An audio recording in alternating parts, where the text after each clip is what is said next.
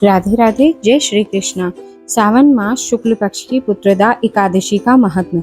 युधिष्ठिर ने पूछा, मधुसूदन, सावन के शुक्ल पक्ष में किस नाम की एकादशी होती है? कृपया मेरे सामने उसका वर्णन कीजिए।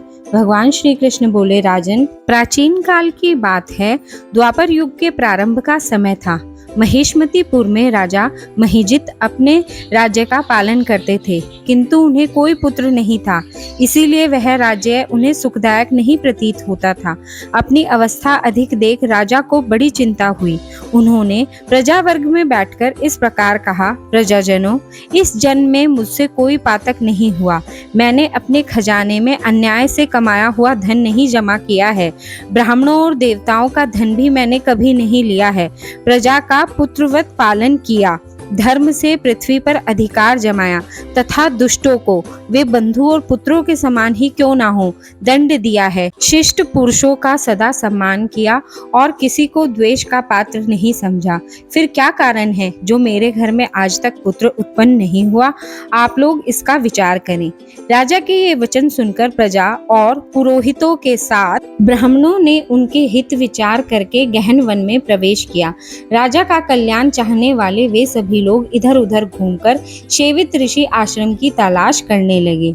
इतने में ही उन्हें मुनि श्रेष्ठ लोमश का दर्शन हुआ। लोमश जी धर्म के तत्वज्ञ, संपूर्ण शास्त्रों के विशिष्ट विद्वान, दीर्घायु और महात्मा हैं। उनका शरीर लोम से भरा हुआ है। वे ब्रह्मा जी के समान तेजस्वी हैं।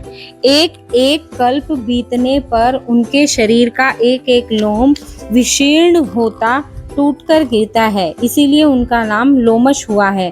वे महामुनि तीनों कालों की बात जानते हैं। उन्हें देखकर सब लोगों को बड़ा हर्ष हुआ। उन्हें निकट आया देख लोमश जी ने पूछा, तुम सब लोग किस लिए यहाँ आए हो?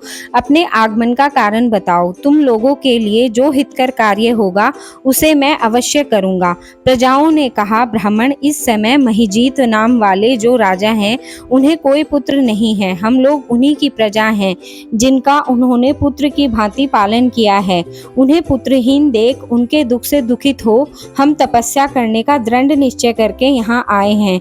द्विजोत्तम, राजा के भाग्य में इस समय हमें आपका दर्शन मिला है। महापुरुषों के दर्शन से मनुष्यों के सब कार्य सिद्ध हो जाते हैं।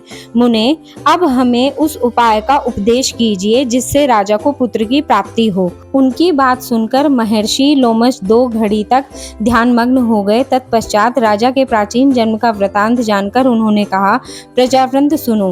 राजा महिजीत पूर्व जन्म में मनुष्यों को चूसने वाला धनहीन वैश्य था। वह वैश्य गांव-गांव घूमकर व्यापार किया करता था। एक दिन जेठ के शुक्ल पक्ष की 10वीं तिथि को जब दोपहर का सूर्य तप रहा था, वह गांव की सीमा में एक जलाशय पर पहुंचा। पानी से भरी हुई बावली देखकर वैश्य ने वहां जल पीने का विचार किया।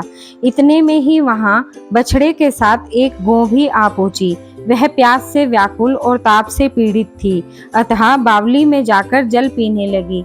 वैश्य ने पानी पीती हुई गाय को हाँककर दूर हटा दिया और स्वयं पानी पिया। उसी पाप कर्म के कारण राजा इस समय पुत्रहीन हुए हैं। किसी जन्म के पुण्य से उन्हें अकंटक राज्य की प्राप्ति हुई है। प्रजाओं ने कहा, मुने, पुराण में सुना जाता है कि प्रायश्चित रूप पुण्य से पाप नष्ट होते हैं, अतः पुण्य का उपदेश कीजिए जिससे उस पातक का नाश हो जाए। लोमश जी बोले, प्रजाजनों, श्रावण मास के शुक्ल पक्ष में जो एकादशी होती है वह पुत्रदा के नाम से विख्यात है। वह मनोवांछित फल प्रदान करने वाली है। तुम लोग उसी का व्रत करो। यह सुनकर प्रजाओं ने मुनि को नमस्कार किया और नगर में आकर विधि पूर्वक पुत्रदा एकादशी के व्रत का अनुष्ठान किया। उन्होंने विधि पूर्वक जागरण भी किया और उसका निर्मल पुण्य राजा को दे दिया। तत्पश्चात रानी ने गर्भ धारण किया और प्रसव का समय आने पर बलवान पुत्र को जन्म दिया। इसका महात्म्य सुनकर मनुष्य पाप से मुक्त हो जाता है तथा इस लोक में सुख पाकर परलोक में स्वर्गीय गति को प्राप्त होता है। राधे राधे। जय श्री कृष्णा।